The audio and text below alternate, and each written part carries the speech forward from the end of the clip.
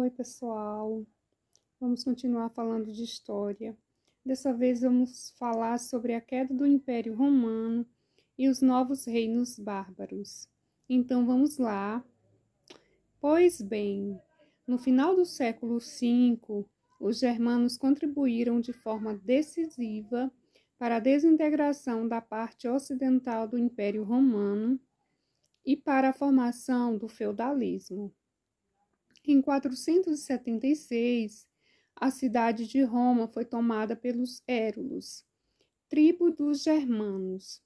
Esse fato isolado foi compreendido por alguns historiadores como símbolo do fim do mundo antigo.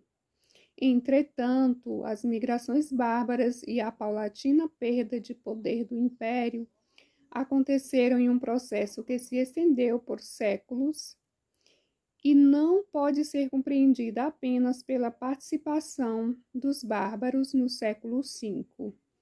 Quando eles ocuparam a Europa Ocidental, o Império Romano já estava enfraquecido.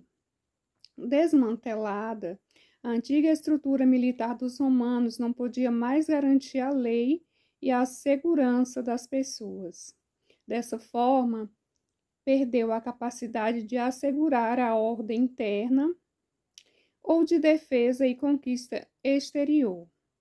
Sendo assim, as populações que antes se concentravam nas cidades foram buscar proteção no interior das propriedades rurais, denominadas feudos. Isso levou ao declínio ou mesmo ao desaparecimento de algumas cidades que compunham o império. Depois de ter atingido mais de 1 milhão de habitantes, Roma, por exemplo, chega a algo próximo a 200 mil em 410, e somente 50 mil no final do século V. Os nobres locais, detentores dos feudos, acabaram assumindo os deveres militares com relação a seus territórios e habitantes. Esse processo ficou conhecido como o processo de ruralização. Com a quebra da estrutura romana, desabou também seu sistema de coleta de impostos e também as várias regiões que antes formavam o império não tinham mais relações entre si. Da mesma forma, as rotas comerciais que mantinham a riqueza romana diminuíram muito e deixaram de existir. Em razão disso, cada feudo passou a produzir o necessário para a sua sobrevivência. À medida que se estabeleciam em diferentes pontos da Europa, os bárbaros fundavam novos reinos. O latim foi aos poucos substituído por outras línguas.